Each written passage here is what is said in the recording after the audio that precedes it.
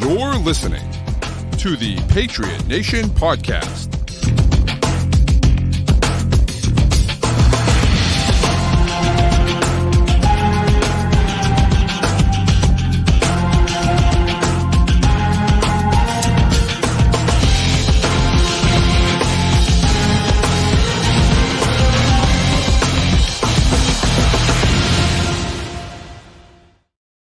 All right, welcome into another edition of the Patriot Nation podcast. You got Pat Lane, as always, here with my man, Matt St. Jean.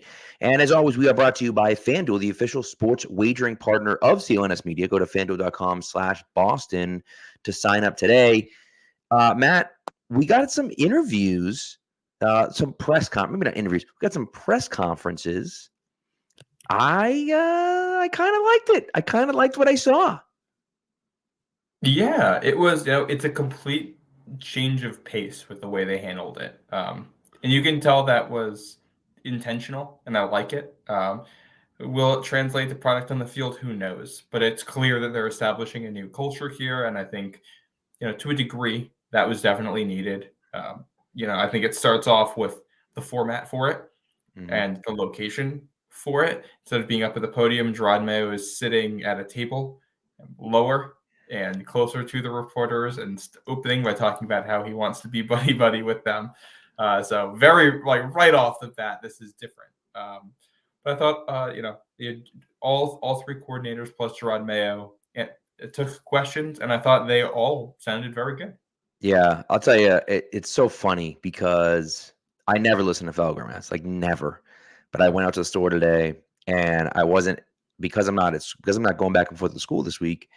I'm not up on the podcast anymore. So usually, even if I'm only in the car for 5 minutes, I'll throw on a podcast because I'm usually in the middle one.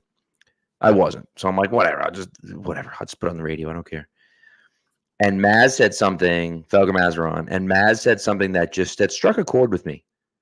And he said that sitting at the table, the way they were, instead of sitting at the podium, sitting at the table reminded him of the way you would talk to a toddler. Right, the way that you would approach talking to a toddler. So you would say, you get eye level with the toddler, and and he's like, but not when you're talking to adults. And I'm like, well, wait a second, that's the perfect analogy, because the Boston media is so toxic and childish that they kind of are like the toddlers in the room. I mean, it's kind of like, they're going to turn on you the second things go wrong. They're going to be negative about everything humanly possible. They're going to be negative about.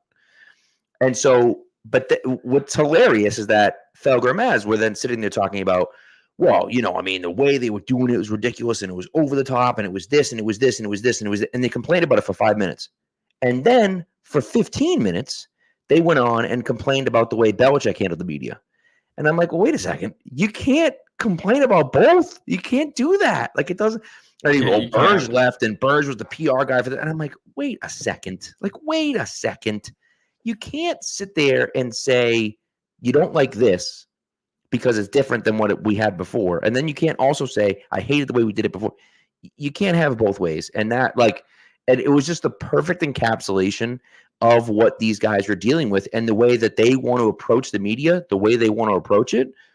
And that's fine because they understand the media is going to treat them this way no matter what. And so let's try to be a little bit nicer about it and then go from there.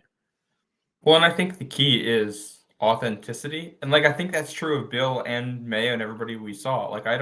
I never had any issue with the way Bill Belichick treated the press at any point, especially in New England, the way things were.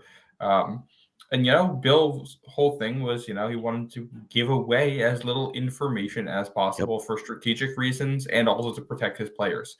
He's never going to get too high on a player unless they're an opposing player usually, and he's never going to get too low on a player publicly because those evaluations are in-house, and there's strategic reasons for that and also emotional reasons for that.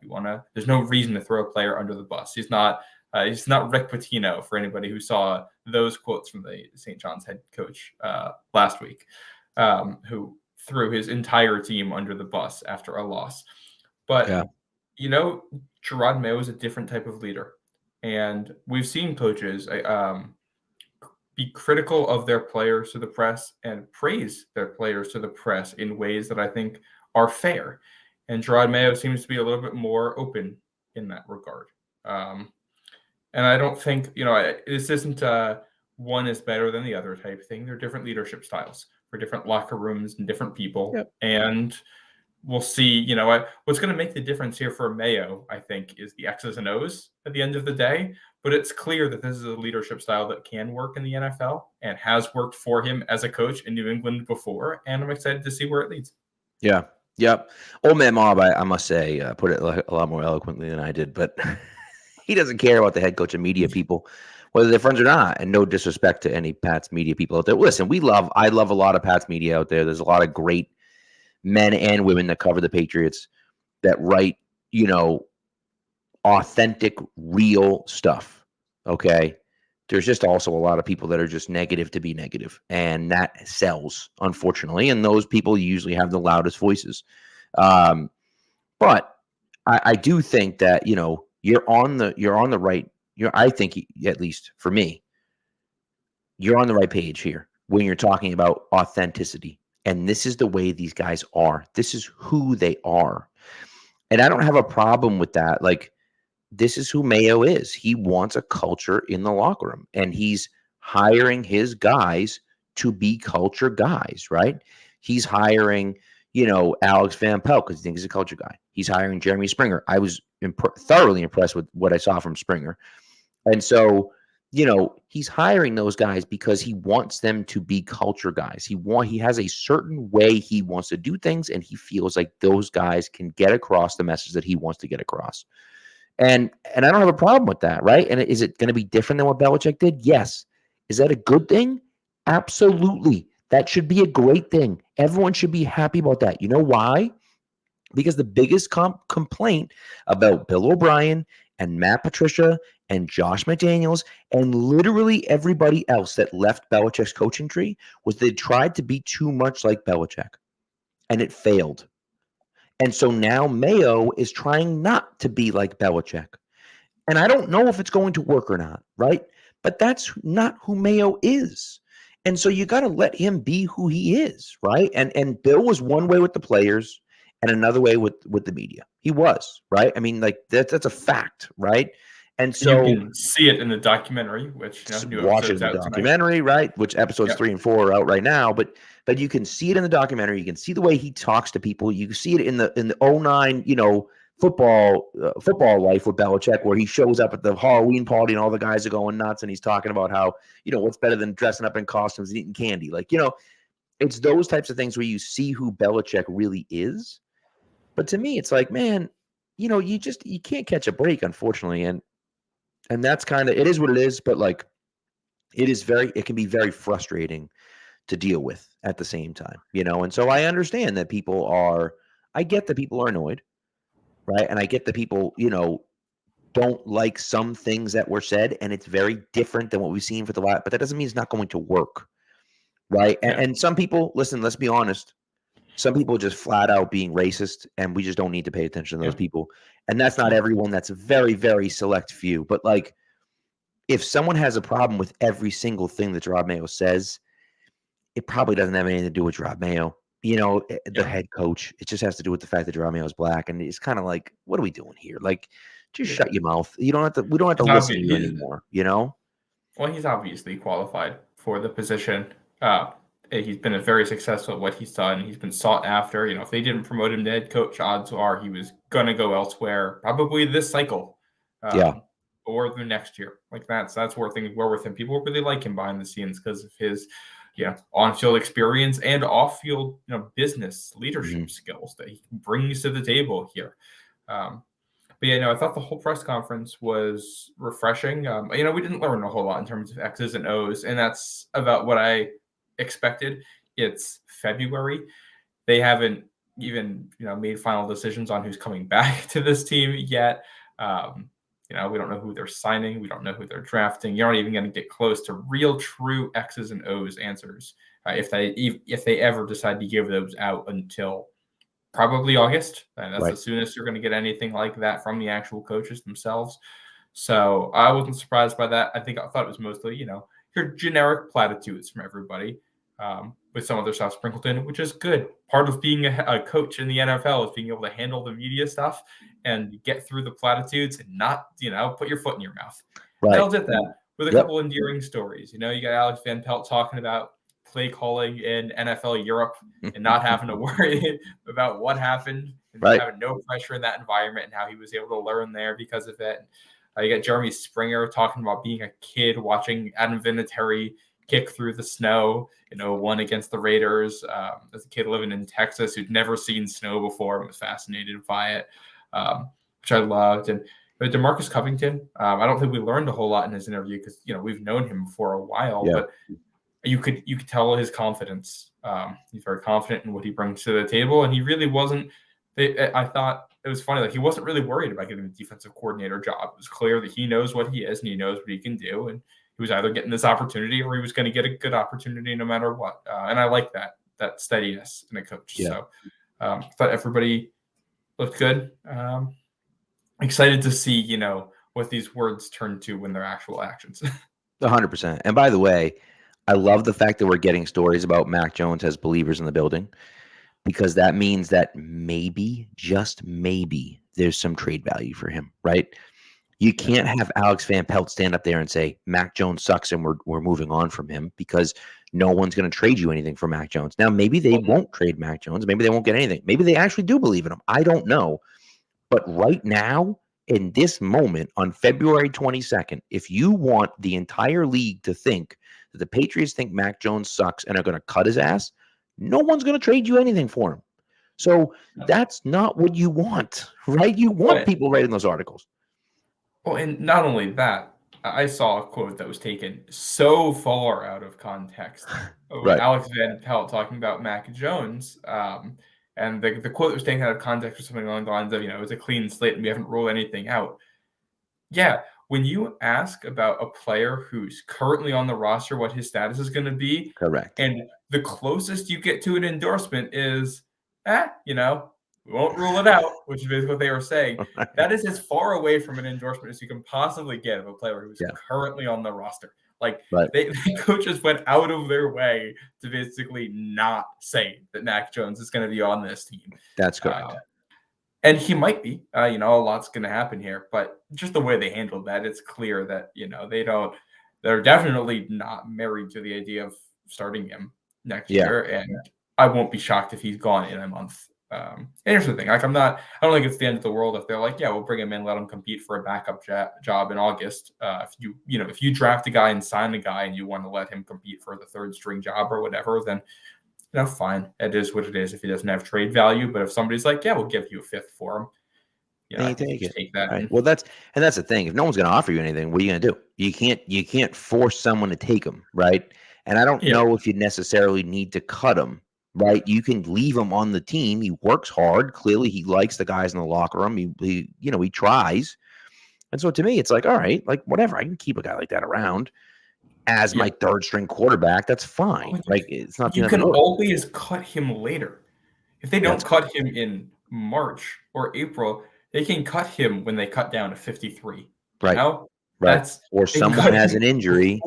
Someone has an injury. He looks good in camp. Someone has an injury. You get a third round pick back for him instead of a 7th round pick or whatever. You know what I mean? So it just, I'm so far away from being worried about them thinking Mac Jones is a real starting option. Like I'm not.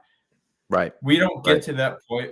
The day you get to that point is the day that we find out practices are happening and Mac Jones is quarterback 1 in practice. Until that happens, we're not. Nobody thinks that because he ended the year as the 3rd quarterback on the depth chart. Correct. Yeah, and so look, and Old Man Mob points out. By the way, Thad says Mac and Gardner Minshew competing for QB1 would be that would be disastrous. That would be something scenario. But Old Man Mob points out that people want to change, and now the change has happened. People are pissed about it. And I think I do find it really funny because, here's a guy, and Mayo was referring to Belichick as coach in his introductory press conference. He was talking about him as coach, right? And so, he referred to Belichick as coach. Clearly, there's a ton of respect there.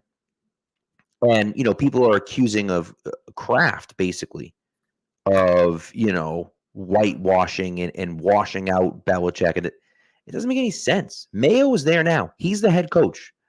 He doesn't need to address the fact that Bill Belichick was the head coach there before him at every press conference. He doesn't need to do that. And he wants to do things his own way. He wants to set up the relationship with the media in a certain way. He wants to do those things. Why is he setting up those expectations now? Because he wants it done now so that when the time comes for those things to happen, everyone knows what to expect. The players know what to expect, and the coaches know what to expect, and the media knows what to expect. And I don't think there's anything wrong with that. And people just take it out of context, in my opinion, where they look at it and just say, like, well, they're just trying to say, like, it was terrible the way it was, and Bill was this and Bill was that, and that's whether it's like he's just trying to be his own guy, man. Like, we just gotta just let him do what he's doing, and it doesn't say anything about Belichick. Right. And it's so funny. And I don't mean to interrupt you, but one more thing, though. The Twitter, there's like a screen grab on Twitter, which is like the most perfect thing ever. It's like the most evergreen tweet of all time, where the guy said, like, Twitter is nuts because I could sit there and say that I love pancakes, and someone says, well, what the hell are you got against waffles? And he's like, bro, I'm not even talking about waffles. I'm talking about pancakes. Like, just let him be who he is. It doesn't say anything about Belichick. Well, and the other part, too, is that, like, you don't have to beat around the bush. Like, things weren't good by the end of Belichick being here. Right. It's not like a shade on him. He was the greatest coach in the history of the sport for a quarter century, and then had a real rough stretch with drafting, and things bottomed out the last year. Yeah. That happens sometimes. It in no way changes the value of the things that came before it. You don't take away the Lombardi trophies because he only had 4 wins his last season here. Mm-hmm. But things did get bad. Like, they needed to change. Right. And that's okay. Like, that's not an indictment of Bill Belichick, the human being. It's life. This happens sometimes. Going this long with one head coach is more abnormal than keeping one for this. So, no, we're not reading into every Gerard Mayo press conference some hidden agenda against Bill Belichick, especially when there's a Belichick on staff still. Correct. And they had offered jobs to both Belichicks. Yeah, Steve could have come back, but he wasn't. Obviously, they liked Covington for DC, and he wants to go off on his own, and that's fine. Like, I don't. Yeah. I think the only bad blood here is what's being made up by people outside the building, and I think, this is a high-intensity business, and in that you can get intense personal disagreements that are also professional and don't leave the building. I'm sure there have been tense and angry moments between Robert Kraft and Bill Belichick. I would hope there have been. That doesn't mean when you step back that there isn't a lot of mutual respect and appreciation there. These things tend to be complex, and trying to boil it down into just black or white is never going to encapsulate the full thing. Yeah. So this is where we are. I like the coaching staff we got. We'll see how it plays out on the field, but they all seem like good people who are going to resonate. Players. I agree, and that's what I care about, right? I care about. I think that they all seem like they know what they're doing.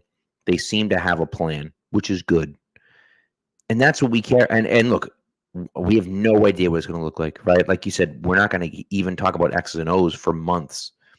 And they don't want to talk about X's and O's, obviously, but like they're not talking about that for months from now.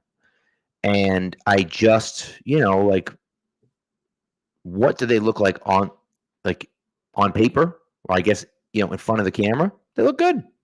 They sound good. They sound like they know what they're talking about. They sound like they're ready to change things here. You look at 3 guys. Van Pelt's been an OC before, but never called plays. DC's never called plays, right?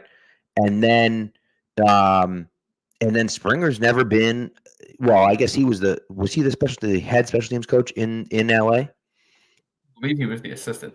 So he was the assistant, right? I'm pretty sure, right? So he wasn't. So you got 3 guys that are basically brand new coordinators in their roles, right? Again, AVP was a coordinator, but he's never actually called plays for a full season. So you had 3 new guys basically, and a brand new head coach who's never been a head coach before. So, those are the things for me that I think are important. They're coming in with the right attitude. I'd like to see that. And so, I'm happy with that. I'm happy with the way things look over there. I do. Old Man Mom Medicine's Taylor Embry and Tyler Hughes, who I like a lot. Both of those guys. And we'll see. I mean, we have no idea. We don't know what the roster is going to look like. We have no idea what's going on. But the first blush, I like it. Yeah, I'm excited for it, and it's having a bunch of guys in new roles is also very much the norm in a lot of ways. And I'm sure there's going to be hiccups at some point, and that's to be expected. And it doesn't mean that it's a failure. It means that there's going to be growing pains as these guys get into their new roles and figure it out. And that's why, we're not going to reserve judgment on this until the end of the second year with these guys, unless things are, so obviously gone off the rails that you kind of have to. But no, you grow through some of the stuff, and these guys are young and they'll learn, and they have some good assistants. They're going to help with that. Also, Thad Skywalker in the chat here asks, I want to know why Alex Van Pelt was fired by Cleveland. My understanding of that situation from what I've read is that was kind of ownership sticking in. Basically had a lot to do with making Deshaun Watson look good. And because Deshaun Watson hasn't looked good, they're like, all right, we're going to change the offensive staff and get people that suit him more. And, based on the Deshaun Watson we saw on the field last year, I don't think there is a coaching staff that's going to fix what's wrong with him. But they are. This is the typical owner meddling when you spend a lot of money and it doesn't work. And you're like, all right, we're going to do this to make my investment look good. Which, is that never works out. And that's, not what's going on here in New England. Correct. But Van Pelt is, a guy who's designed plays and experience. And it's worth noting too. One of the reasons everybody's so loud on Twitter is that there are a lot of Patriots fans and they're all very loud. And they all express their opinions, but they only talk when they're complaining about something. So when things are bad, the people who hate Bill come out, and then the second Bill's gone, the people who are angry with that come out. And there's going to be a lot of that. But right. And listen, I tend to think the silent majority is behind Gerard Mayo. I would agree with you there. So we'll see. I do think, though, I'm interested to see what we get out of these guys. And a lot of young guys, and we mentioned before in the pod, but like you bring in young guys, but then you also bring in older guys behind them to help as well. And I think that's a key. And he even said, we have a little bit of a bigger staff. We had a little bit of a smaller staff before, and you can't really do things like that anymore in the NFL. He's not taking a shot at Bill Belichick. Bill Belichick can do multiple things at once. He had veteran coordinators that could take care of multiple things because they know what they're doing. You can't expect guys that haven't done things to do multiple things. You can't ask them to do that. And so that's why you have more people on staff.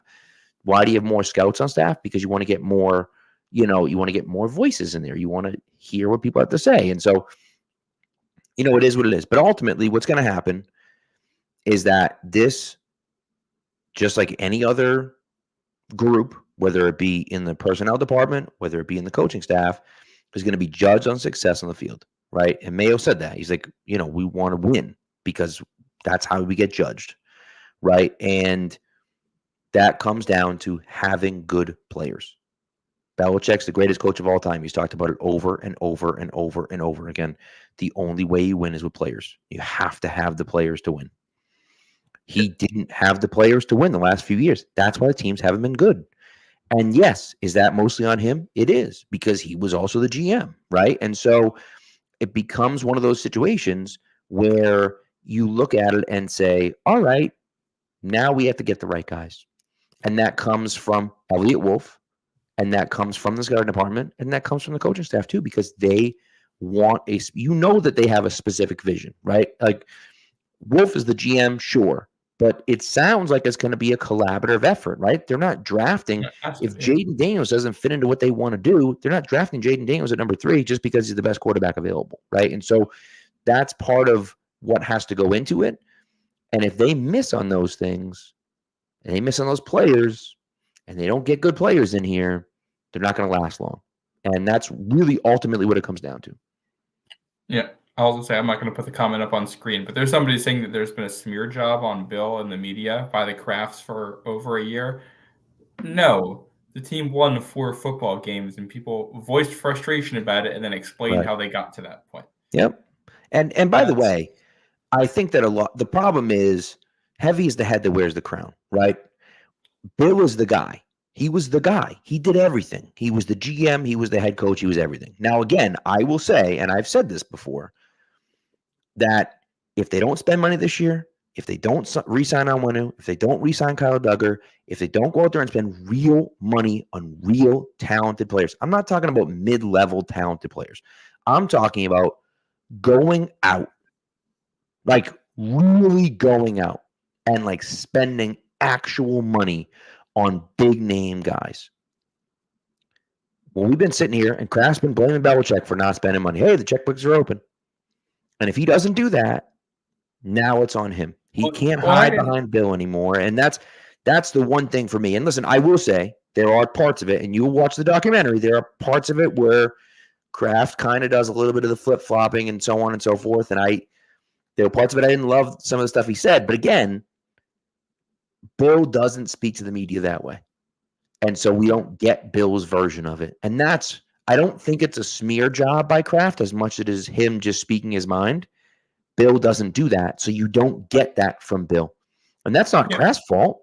Bill doesn't want to talk about things like that to the media. And so you don't hear that from him. Well, and and they did a joint press conference to end their time here. Like, that's not usually how this goes. Not.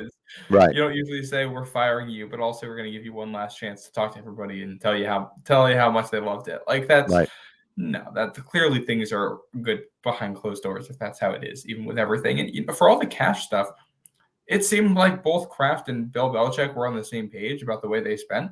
Yep. It never seemed like they weren't.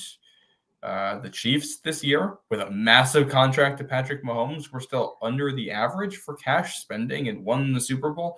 Right. Like, cash spending is like, I don't know. Patriots just spent all that cash. I'm not worried about whether or not Robert Kraft is willing to invest in this team.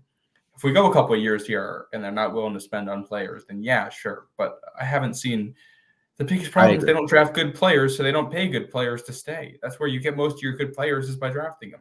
You don't draft well, you're not going to spend well. Like, that's and they have and the end of the Brady year, you have a ton of dead money on the books because you have Brady contract, the one point the Gronk contract, the Antonio Brown contract.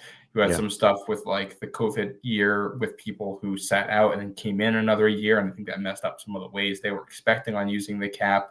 Yep. There are a lot of things in there that made it a non-traditional money expenditure. And the second they got out over that, they spent as much in free agency as they possibly could to maximize it in a way that wasn't good. Like, I think my biggest fear in free agency, I think, might be the opposite of yours, Pat. I don't want to see them go out and say, we're just going to spend to the cap again. Spend. We're going to buy every player on the market, because that's how you end up being the Jacksonville Jaguars. Right. And there's a middle ground. You maximize how good the team can be, but you don't overpay just to say you spent the money. I do agree. I agree with you on that. Yeah. I just think you're in a unique situation where you have two premium free agents that are on your team. You have to pay those guys. They're both going to want decently big money for their position. Now, again, they aren't the highest paid positions in football, right? Mike Onwenu is a right tackle. Maybe. Kyle Duggar is a safety. Maybe. And again, and you pointed this out before, and we'll talk about it. But ultimately, unless Onwenu decide, and what's going to make my decision for me is that what's going to happen when Onwenu signs with another team. Will Onwenu sign with another team and sign as a right tackle, or will he sign with another team and sign as a guard? Because if he signs as a guard and the Patriots believe that they have an okay situation at guard, they're happy with the way Cole Stranger's playing at left guard. They like what they saw from City So as a rookie at right guard. They have Andrews in the middle. If if he's not willing to play right tackle for you, then I don't necessarily hate the idea of letting him go. Now, the problem is the last time you let your best offensive lineman walk in free agency, and by the way, got nothing in return, because this exact same thing happened in 2021 with Joe Thuney. You didn't even get a comp pick back for Joe Tooney because you spent extra money. And that's the problem. You're going to spend money in free agency this year because you have so much. Even if you don't spend to the cap, right? You're going to spend money in free agency this year. And so now you're letting Mike Onwenu walk and you're getting not one damn thing in return, not one thing in return. And so that's a hard pill to swallow for me, that you're letting your best player walk. And I'd make a strong argument. I think it's the correct argument that he's the best player they have on offense. You're letting that guy walk and getting nothing in return. That's tough. Yeah. Well, I think the other thing, the one X's and O's nugget we did get in the press conferences from Alex Van Pelt, he was asked about how he wants to play offense, and he did say that basically most of what they did in Cleveland was him, and he's willing to change from it, but it seems like, that's what he wants to do. The style of offensive line play in Cleveland is not necessarily one that suits what Mike Onwenu does, whether we're talking about guard or tackle. Yep. And if they identify ways to get guys who they think are better at that position in there, I can be okay with them moving on. It becomes a riskier proposition. If you want to move on from Onwenu because he only wants to play guard, he doesn't want to play for you as a tackle, and you think you can get a better, guard or tackle or whatever, you can use that money better on your offensive line, I'm okay with that. You just have to show me you have a plan. I think the same goes for Kyle Duggar. If you think that, Kyle Duggar at $16 million a year or whatever it could end up being isn't the best value when he's best near the line of scrimmage and Jabril Peppers is there, and you'd rather spend half of that and get a free safety and the other half and go get a rotational corner or pass rush or whomever to help fill that, I'm okay with that schematically. I think that makes sense. But you have to show that you have the plan. And this is the tough part of this is, I think, if at the deadline the way things are going, you're probably saying you sell, but it's just, it's Bill Belichick, and he's not going to sell, and he's not going to tank in his last year. And I don't think things would have gone well if you forced him to make a move. You don't want to fire him at midseason because that's way worse. You can't do that, right? Yeah. So It might be one where there's just a lot of tough options, and you have to deal with some of the realities of this that don't exist in like a video game. If it's a video game and you're doing it, you probably just trading the guys at the deadline if they're not coming back, because you don't have to deal with the politics of the situation and the legacy concerns and the emotions of it. Right. This is the real world where all of that is part. 100%. Listen, I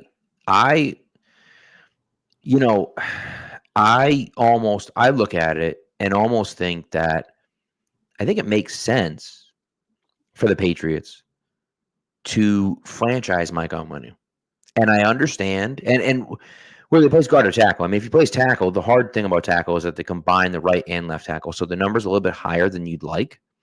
I thought it was one tag for the whole offensive line. I could be wrong. I don't know. Maybe you're right. Either way, it's a fairly high number. But the thing is that it's 1 year. Like I said, he's your best offensive lineman, and I don't think it's particularly close, to be honest with you. David Andrews is a good player, but he's at the end of his career. He's just not quite as good as he used to be.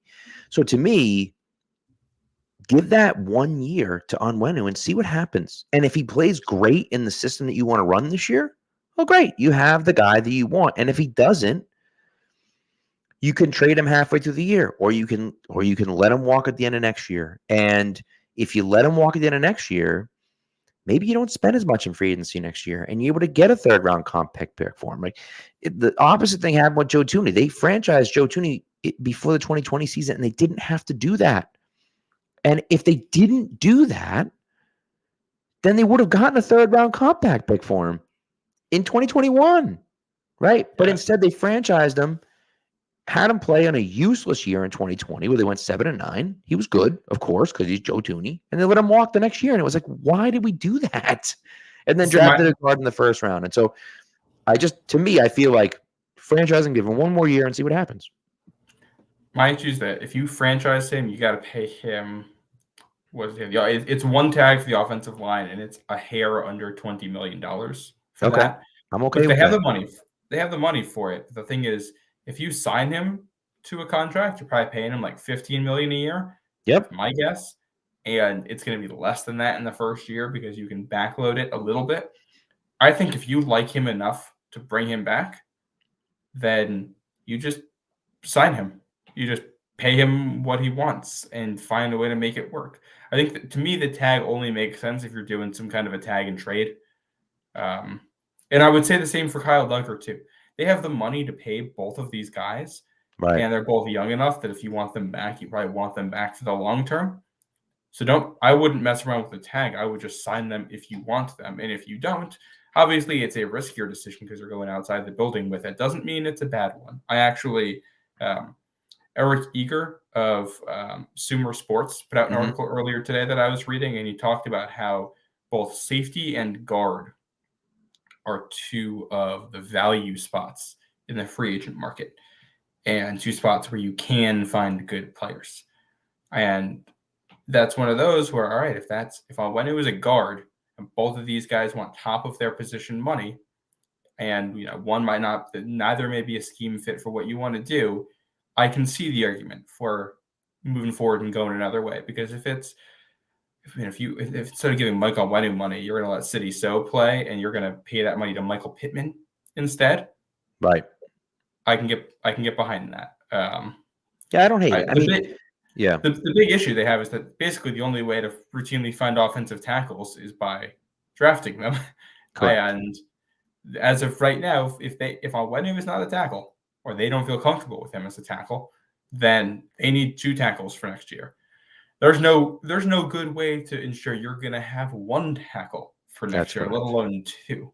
So, that's what's going to make this a multi-year process. And also, I think we still wanted to do takeaways from this season. I don't know if we want to get into that because I can segue into it. Maybe we got to do an ad read first because we're like running way late. Well, so that'll be a tease. That's a hint at one of my takeaways from this season. I like it. All right, let's do a quick ad read, and then we'll. You had a question. I'll answer quickly before we do it. Yes. Does the franchise tag still count towards the salary cap? Yes, it does. The advantage of doing it, if it costs so much, is that the player doesn't have a say in it.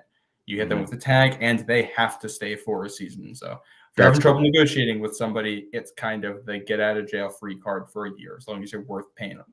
And not just that, but in this hypothetical situation with Onwenu, if you're not sure he's going to fit into the scheme that you're with, but you think he's too good to let him walk, you can sign him to a 1-year deal, essentially, and see what happens, and then let him go at the end of next year, or work on a long-term deal with him at the end of next year. And so, that's kind of how I look at it. Like, I don't want to let our best offensive lineman walk and then be like, oh, shoot, he really could have worked in our system. We blew it, right? I don't want that to happen. And so that's where I'm at with it. But again, it is. It's a tough sell because it's a lot of money, but the Patriots have a ton of money, and they're allegedly willing to spend that money. And so if they're willing to spend that money, you're not going to sign 15 guys in free agency for $20 million each. So, like, you can throw close to $20 million at Mike Onwenu if you feel like we need to keep this and build our offensive line. But we'll see. Anyways, all right. Ad read, here we go. I forgot to record. Live one. Yeah, I blew it, forgot to record it. And you know what happened is that our guy Amit sent me another one, and I was like, oh, great, I'll use it. And it was in the wrong format. And I was like, oh, my dumb brain didn't know how to fix it. Whatever, it didn't matter. So anyways, here we go. Get buckets with your first bet on FanDuel, America's #1 sportsbook. Because right now, new customers get $150 in bonus bets with any winning $5 bet. That's $150 if your first bet wins. Bet on all your favorite NBA players and teams with quick bets, live same-game parlays, exclusive props, and more. Just visit FanDuel.com/Boston and shoot your shot. FanDuel, official sportsbook partner of the NBA.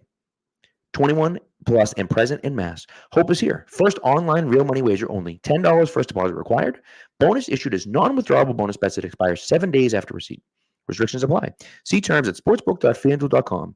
Gambling helpline ma.org or call 1-800-327-5050 for 24/7 support. Play it smart from the start. GameSenseMA.com or call 1-800-GAM1234. All right. So you want to get into takeaways? I only have 2, but we can do as many as you'd like, sir. Yeah, I did. We wanted to have takeaways from kind of the season as a whole, lessons we learned from kind of the non-Patriot stuff as well as the Patriot stuff to apply to next year. I have 3, so if you have 2, then I can go first and we can just alternate. Love it. That's perfect. Yeah, you're going to see mine are very heavily Super Bowl centric here. My top one, special teams. It matters. I think we saw that in a big way this season. And the Super Bowl game that went to overtime and was decided, in extra time there and in the final possessions, it came down to the smallest of margins. In a lot of ways, it came down to a ball bouncing off of somebody's foot on a punt return because you didn't get the Peter call right and people didn't get out of the way. That leads to a turnover and, a game with Patrick Mahomes and Travis Kelce and Deebo Samuel and Christian McCaffrey and all these guys comes down to a rookie day 3 pick who doesn't execute a special teams assignment correctly. That's the margins we're dealing with here. And it's easy to talk about guys like 1 through 30 at the top of the roster. Right. The other 16, 17 guys, 18 guys, whatever it is, who are active on game day matter too. And making sure you have a solid roster all the way through in all 3 aspects is huge. You're not going to win without it. I like it. The first one for me is similar to yours, but it's that coaching matters. Is that, we talk about, obviously Patrick Mahomes is incredible and he wins another Super Bowl and he's the best player in the NFL and that's why the Chiefs win, and that's true. However, Andy Reid's also a fantastic head coach. And you look at the overtime decision, you look at some of the decisions that they make ahead of time and how prepared the Chiefs are for the moment. And it's also, and of course, the players have something to do with it, right? But you just always feel like you felt with the Patriots when they were in their heyday, that you have a chance at the end of the game. All you have to do is hold on, and you have a chance. And part of that comes, obviously, with great players, but part of that comes to coaching as well, where they're coached up to be like, hey, don't panic. It's fine. Nobody's screwed. It's no big deal. Those are things I think that are super important that get overlooked, right? Where we sit there and talk about it's a player's game, and it is a player's game. Don't get me wrong. It's a player's game, 100%. But coaching's a big part of it, and that gets lost in the shuffle at times, and it shouldn't. And so I think that coaching matters so much to what it is that you're doing. And so that's my first takeaway. I like that. I think we saw that big time all throughout the postseason. I think it's huge. Yeah. My second one, you need a quarterback who can handle pressure, who can operate under pressure. Yeah. We saw this with Mac Jones and Bailey Zappi in New England, and the way pressure impacted both of them. We saw it in the Super Bowl. In a lot of ways, the other difference in this was that in 2 different plays, in crucial moments, Brock Purdy couldn't execute under pressure, and in big moments, Mahomes did. We saw that in the conference championship games too, being able to handle the pass rush and make plays in spite of it. You know what we never talked about this season? The Ravens, the top team in the AFC, had a rotation at left tackle because they didn't trust their guys and they were still trying to figure it out and figure out what's going on there. And they made it to the AFC Championship game, and they were the top team in the regular season. Why? He had a quarterback where it didn't matter with his running ability and ability to create and ability to get rid of the ball quickly. It didn't matter. I just talked about how hard it is to find offensive linemen in the NFL. Yep. Patriots probably are not fixing this offensive tackle situation in the next year, 2 years, 3 years. It's probably going to be, some Band-Aids in there while they try to make it work. That means whoever's back there playing quarterback has to be somebody who you can put in a situation like that and they can still, be productive. Be a guy who can avoid sacks, get rid of the ball, do it without turning the ball over. And if you can do all that and create big plays, even better. That's the ideal. But, you got to do something. You can't take a lot of sacks. You can't throw a ton of picks. You definitely can't do both of those things. And I think we've seen that the last 2 seasons, really. So Yeah, got to be I, better. I think it's a great one. It's a great point. And you look at the best quarterbacks in the league and what they can do, and so on and so forth. And I think that that's totally true. And so, kind of leads to my next point. Maybe not so much, but kind of leads to my next point, which is you need to be multiple. You have to be able to do multiple things. You can't just throw the ball. You can't just rely on the short game. You can't just rely on the deep game. And it goes for defense as well. But you have to be able to score and move the ball in different ways because there are coordinators out there that are good enough to stop you. And to me, it's a little bit of both, but this is where the Ravens, we didn't talk about the Ravens. You mentioned the Ravens. We didn't talk about them because he could deal with pressure. The coaching falls apart. Why did the coaching fall apart? Because they stopped using both facets of their offense. They stopped running the ball, which is insane to think about at that point. And so, for me, it becomes a situation where you look at it and say, you have to feel comfortable in doing everything. Were the Chiefs running on the 49ers all game? No. But Pacheco had an okay game. He didn't do great, but he had an okay game. And when that wasn't working, they started using swing passes and quick passes and things like that to supplement their running game. They said, okay, we can't sit in the pocket for 4 seconds and throw downfield every time. We have to do it in a different way. And so I think for me that's, and it seems kind of obvious, but that to me is one of those things where it's like you have to be able to do both. You can't just run it like you're Tennessee, right? But you also can't just pass it because you're not going to succeed when you do that either. No, the more ways you can win, the harder you are to stop. Yep, exactly. Yeah. My final one here, going a little bit more small picture than that one. Yeah. Separation is key for your wide receivers. Oh, God. Yeah. This is that's just like the number one thing for me now. Obviously, there's a New England aspect to that with what we watched, but you watched the Super Bowl and how San Francisco's receivers were not consistently able to beat press and create separation. Debo, I think, was a big part of that. That leaned on him big time in the game plan, and he couldn't create separation on a consistent basis. Mm-hmm. And I think I'm not super interested in paying big money for guys who can't, win routes and create separation on their own. And also when it comes to drafting a receiver, I like Rome Odunze a lot. I'm going to take Malik Neighbors over him because he creates more separation. Yep. Keon Coleman is an athletic freak who can box dudes out. But give me a dude like, Lad McConkey or whatever, who wins off of press and who can win at the top of his routes and who doesn't need to make all those contested catches. I think that's much more reliable for, what a team needs going forward in the modern NFL because corners are really good at what they do and you need receivers who can still beat them. Especially, if you got a young quarterback and you're probably not going to be able to pass block that well because that's very hard to do, the receivers need to be open. Otherwise, you're going to be thrown into traffic a ton and getting picks. That's correct. Yeah. And so, I guess this isn't really a takeaway from the league, but I think that, it's a testament to kind of San Fran.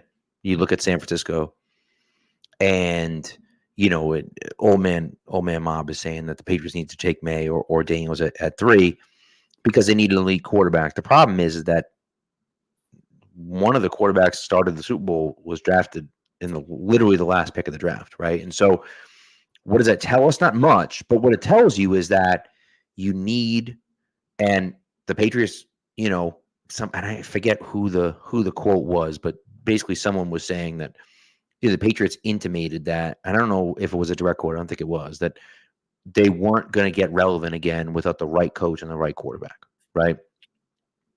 The key word to me there is right. Yeah. It doesn't matter if you draft a quarterback at 3. That doesn't make a difference. Great, you drafted a quarterback at 3. That's awesome. Is he good? Because if he isn't good, if he isn't the guy, it doesn't matter. It doesn't matter. Kansas City was in a similar situation. They drafted Trey Lance at number 3 overall, and he sucked. He sucked, and it almost tanked them. Luckily, they found Brock Purdy off the scrap heap. Jimmy G had to come in and continue to start because they couldn't have this other guy, right? it almost destroyed them. But it didn't destroy them. Why didn't it destroy them? Because number one, they were able to find this guy off the scrap heap who plays pretty well. And number two, they had built up a team around him that was so good and so talented that they were able to overcome a little bit of his shortcomings. Now, Purdy, in the biggest moments, didn't make the plays. I don't know if he's the guy, right? I don't know if he is or not. And so we can have that debate. We're not going to have that debate here, but he got them there, right? And a lot of it, was because of the guys around him. Well, not only that, remember what I said at the top of not the top of my middle point about quarterbacks who, can avoid sacks. That from what I have seen, the stat that we know best right now that translates from college to the NFL for quarterback play is pressure to sack rate. So that's how often a pressure from the defense actually turns into a sack. Yep. Brock Purdy was very good at this in college. He had a pressure to sack rate of 12.9%. For context, of the top 6 guys in the draft this year, that would be better than all of them except for Bo Nix and Michael Penix.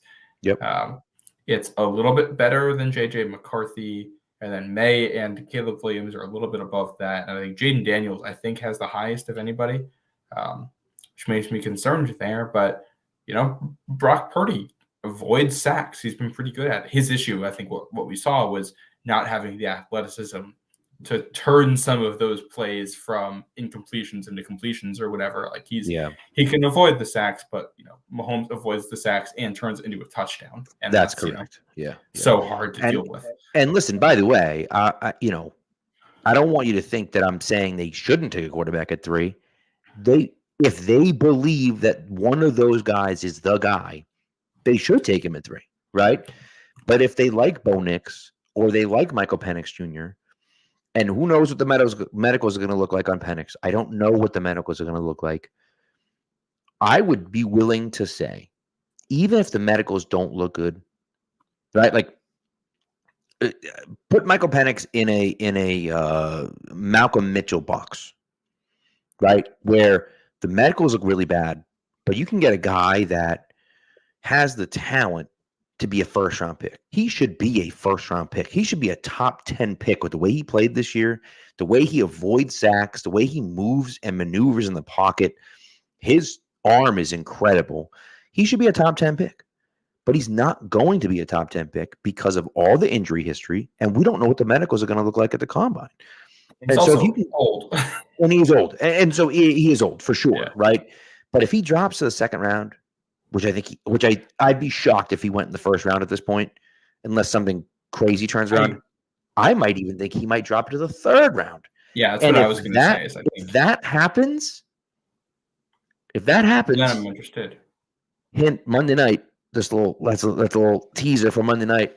If that happens, I think you jump all over it, because even if he only plays a few years,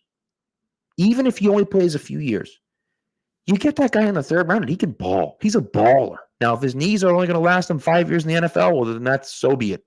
Malcolm Mitchell, you drafted in the 4th round, he would have been probably a fringe first round pick.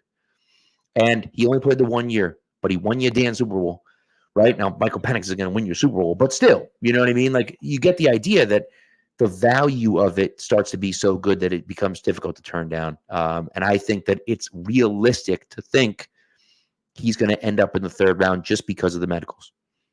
Yeah, no, I think that's totally fair. I think late second, early third is probably where Penix ends up. And he and Nix are interesting because they've been the best at avoiding pressure at the college level. Nix, I think, you just worry about his ceiling because he's played, I think he's played 61 college games, something like that. Like, it's an insane number. And at a certain point, you're like, what are we doing? Better he's going to get.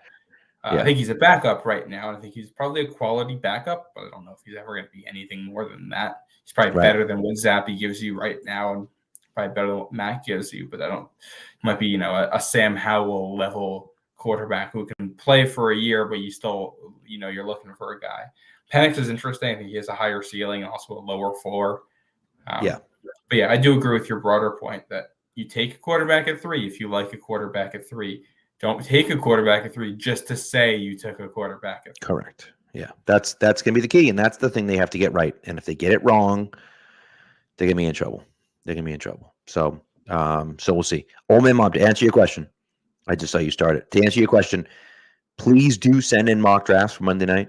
I have a mock draft coming out. My mock draft 2.0, which I finished today, is coming out on Monday.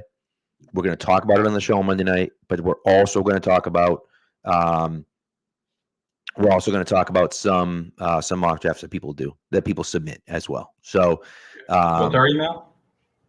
Our email is patsnationnetwork@gmail.com.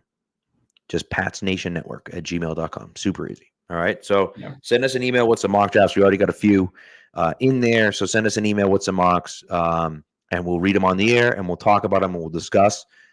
The MHJ question is interesting. That's what I had in my first mock. I think I had my mock draft 1.0. I had them taking Harrison at 3. I don't know. I don't know which way they're going to go, but it is interesting. I don't know if I'm going to have them stay at 3 and take a quarterback at all. I don't have them in this mock. Spoiler alert. I don't have them in this mock draft. I don't know if I'm going to have them do that at all in any of my mocks, but I might. I'm not sure. We'll see. I think here's the thing. I think if May is there, I'm still interested in that just because I like Daniels. If the Patriots had, gone 7-10 and had a pick wherever that lands them, and Daniels is on the board, I'm interested there. Yeah. But with third pick and the potential to pick, a truly elite wide receiver prospect or trade down and pick up some really nice capital going forward, taking a quarterback with some of the red flags Jaden Daniels has. We talk about pressure to sack rate. He's had some real issues there. Talk about a real Looney Tunes runner who, takes some of the wildest hits I've ever seen somebody take. His injury concerns there because of that and his frame. He doesn't have the strongest arm. Yeah. He's a good athlete, but he's not a Lamar level athlete. He can read the field well, but he's not elite at that. I think there's enough red flags. I don't know how I feel about him at 3. May, on the other hand, is already better in the pocket with his pocket presence and younger and did it with worse weapons. So I still have questions there. I think that's still a project, but if he's there at 3, I'll lean that way. Yeah. And that it is all one word, patsnationnetwork@gmail.com. So yeah. All right. I think that's it. We're going to do our final things, or did you want to talk about anything else? I think that was it, right? I think that's it for me. When does free agency actually open? I gotta Google this. I think it's in 2.5 weeks. The legal tampering period starts in 2.5 weeks, I believe. I think it's like March 12th. That might be right. It might be the 11th and the 13th. It's something like that. Yeah. The 11th is when the tampering period starts. The 13th. That's the Monday. Is when you start. Right. Yeah, the 11th is the Monday. The 13th is the Wednesday. Is when people can officially start signing. So that's okay. We're getting there. Yeah. Yep. 3 weeks we're almost from now. We'll it's gonna be wild. Idea. Let me tell you something, man. I'm gonna be on a. This is insane. I'm going on a school trip. For whatever, I'm going on a school trip, and I'm going with a bunch of teachers, and so it's like a conference that we're going to, whatever, in Chicago, just outside of Chicago, and the dates are literally March 10th to March 4th. We're coming home on the night of the 13th, so I'm like the 11th. I'm going to be in the 11th at noon is like the legal tampering period or something like that. I'm going to be in a conference, and my phone's just going to be blowing up with all. You're gonna come out of that to so many texts from and I'm gonna be like, God damn it, dude. And we're gonna, I don't know. I'm debating taking my stuff with me. I don't know if I'm gonna, but I'm debating it. I might just be. Who knows? We might have some time at night. We'll see what happens. I think I do get my own hotel room, so perhaps we'll do an instant reaction show if some big news drops. If not, I can handle it. I know. People are coming to the show for me anyway. So. That's a good point. That's a great point. They're not coming to me. They're not coming for me. That's for sure. So, but anyways, so I was just like, oh my God, terrible timing. My sister is pregnant and she is due like the 15th or something like that. And I'm like, bro, like if you It's bad timing. But what do you Name the kid after whoever the biggest free agent the Patriots sign is. Well, as I said to her, I'm like, listen, man, you gotta either have the baby before I leave or wait until I come home. What do you want me to do? It's just the way it goes. Have a new announcement. Mike Evans Lane. Mike Evans Lane. Oh, that'd be good. So, all right. Trivia and then yes. Let's do trivia and then we'll go from there. So we are going to announce another winner. We'll do that next week, I think. This will be our second trivia winner. Yeah, this will be our last trivia question of this segment, and we'll do a winner after. Love it. Yeah. Who won the last one? The last one was Gary Sourbuts over Gary. It took the friggin' thing like a year and a half to get to him, but it got to him. Just took forever. They had to send a replacement. It was a whole mess. Oh boy. But it got there. It did. It did make it. Yes. All right. This week's trivia question, and we're staying in the theme of both free agency and the dynasty being out right now. Okay. Which 2001 Patriots free agent signing scored the team's only receiving touchdowns in that year's playoff run? Oh, I know. Answers in the chat. I'm sure somebody's going to jump right on this one. I mean, come on now. Come on. If you're watching the Dynasty, you should know this. But watching the Dynasty, you should know that, period. You should, but you got something refresh in your head. That's a great point. Yeah. That's a great point. Yeah. Do we want to? Well, people throw answers in there. Yes, throw answers in there, and we have our this week in sports history, and then we'll wrap up. Interesting one today. All right, I like it. Here we go. And now for something we think you'll really like. This week in sports history. All right, why don't you go first? All right. Reading from my trusty page a day calendar. Oh, okay. You're going to like this one, Pat. Okay. This is February 22nd, 1958. Okay. Nebraska upsets Kansas 43-41 at Nebraska Coliseum in Lincoln. Senior Jimmy Kubacki of the Cornhuskers starts the game on the bench in street clothes because of an injured knee. Coach Jerry Bush sends Kubacki to the locker room to change into his uniform, and the 5'10 guard enters the contest with 2:46 to play and Nebraska leading by 2. Kansas center Wilt Chamberlain ties the score 41-41 on a basket with 1:34 to play.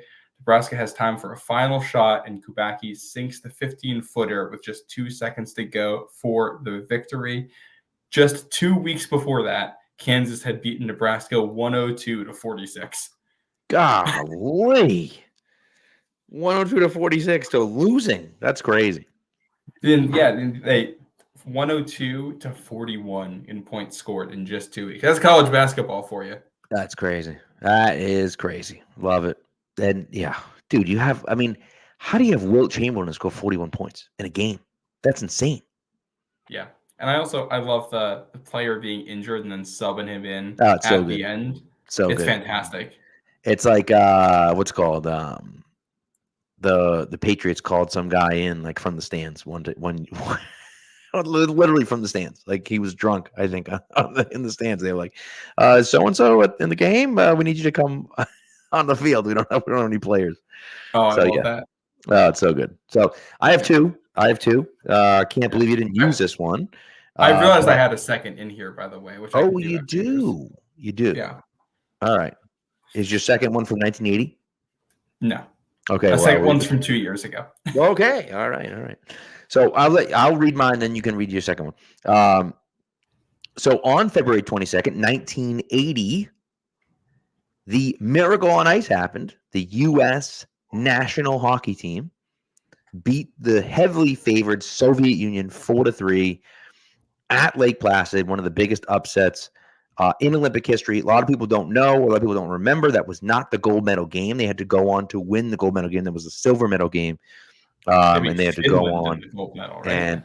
And I think it was Finland, and win the gold medal game afterwards. So, do you believe in miracles? One of the best moments of all time. And that movie is so good. I grew up watching that movie. Kurt Russell, my goodness. nailed it. They nailed that movie. It's such a good watch. Yep. Yeah. Mine, we're going to. It's one day off, but it's 2 years ago tomorrow. Okay. This is a personal one for me. My Providence Friars in college basketball played what I think is probably the most insane game in the history of the team. Okay. They're at home against Xavier, and with a win, it means that their next game they will have a chance to win the conference for the first time in the history of the program. With about 5 minutes left in the game, the other team Xavier goes up by 3 points. They hit a basket because one of our players slips in a really embarrassing fashion, and it looks like this is going to be where Xavier pulls away. Well, it turns out he slipped because there was water on the floor, and they discovered on this abnormally warm February day that the snow that was on the roof had begun to melt and was coming in through one of the fans into the stadium and leaking. So the game goes into, I believe, a 20-minute rain delay for a basketball game. They come out of it. The Friars tie it up, end up tying it up again at the buzzer. It goes to overtime. It goes to a second overtime. Xavier hits a buzzer beater 3 in the second overtime to force a third overtime, where the Friars eventually outlast them and win, and would go on to win the conference for the first time in the next game. But with the delay and the 3 overtimes, the game went 3.5 hours. For a college basketball game, those usually last about 2. It is the single most exhausting sporting event I have ever watched. That's crazy. And it also featured, I forgot to mention the injury part too. It reminded me of it.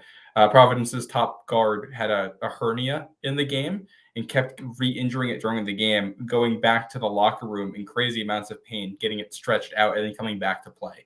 It was just like running back and forth between the training room and the court. That's wild. By the way, I do have a little bit more information about the guy that got called from the stands. My dad texted me his name. Bob Harpo Gladeau was a running back at Notre Dame. So it was to begin the 1970 season, September 20th, 1970. They actually beat Miami to start off the season. They did finish 2-12 with an average of 10.6 points per game. But as the teams were getting ready, the Patriots didn't have all their players. So the PA announcer got on the PA and called Bob Gladeau. And I guess Johnny Outlaw was also called from the stands for the same game. They were both cut, put on the inactive list, and then reactivated right before the game because they didn't have enough players, I guess. Gladeau actually made the tackle on the opening kickoff of the game. He was in the stands, like in street clothes, got dressed, made the tackle in the opening kickoff. And I think they outlawed, pretty sure they outlawed it after that season, that you couldn't do that anymore. But yeah, there you go. That is Gladeau. I'm sorry, I mispronounced it there. I was corrected. Anyway, so that's that. Okay, my last on this day in history, February 22nd, 1893 was the first Iron Bowl. There you go. Auburn beats Alabama 32-22. Why was it played in February? I have no idea. Doesn't make any sense to me, but sure. First Iron Bowl, Auburn beats Alabama 32-22 in Birmingham, Alabama. I love it. Bob Gladeau, by the way, is on Twitter. He hasn't tweeted in almost 5 years, and he has 22 followers. But this appears to be him. Oh, maybe we can get him on the show sometime, Everybody wants to go ask him questions. But anyways, so that's it. That's all we got. Monday, we'll be back on Monday. Okay. I'm sorry. One more update. Apparently, this is, again, coming from my dad, the historian, works at the Patriots Hall of Fame, by the way, but has been a Patriots fan his whole life. He said the coach fired 2 players for not signing a new contract just before the game. And he was like, they both did sign new contracts. So he said, all right, see you later. And then they pulled 2 guys out of the ground that they had cut a few days before. So complete insanity. That's fantastic. Just complete insanity. I love it so much. I love the old hijinks around sports. Oh, it's so good. You just, yeah. And the Patriots had a fan run on the field during a play once, right? They did. They had a fan run on the field during a play. They had, when they were playing at Fenway, I think it was the Dolphins. Was it the Dolphins? When they were playing at Fenway, the fence was like right next to the back of the end zone, and they had a guy reach over like it was a game-winning pass to I think it was the Dolphins, and a guy just reached over and batted the ball away from the receiver. And the Patriots won the game, and the refs didn't see it or didn't call it or whatever, and that was the end of that. So, but yeah, lots of craziness happened back then. It was the wild west back then. So, love it. But I love it. So, anyways, all right, that's what we got. Monday night, we're gonna be back Monday night. My mock draft 2.0 drops Monday morning on Pat's Pulpit. We'll be discussing that, and then we'll also be going over any other mock drafts that you guys send in. So again, if you want to email them in, it's Pat's Nation Network, all one word, Pat's Nation Network @gmail.com. Email those in. We'll read them on air, and then we'll go from there. So that's what we got. So anyways, thank you very much, everyone. We appreciate you guys. And when you email, if you're a guy who's in the chat, make sure you throw your name on there. Or yes, so we know. Well, obviously, some people don't use their real names or whatever. So if it isn't your real name, let us know, and then we'll. And if you don't want us to say your real name, let us know. That's also true. You might say, "Well, I don't want anyone to know what this terrible mock looks like." So yeah. So anyways, all right. Well, thanks, guys. We appreciate it, and we'll talk to you on Monday. Have a great weekend, everyone.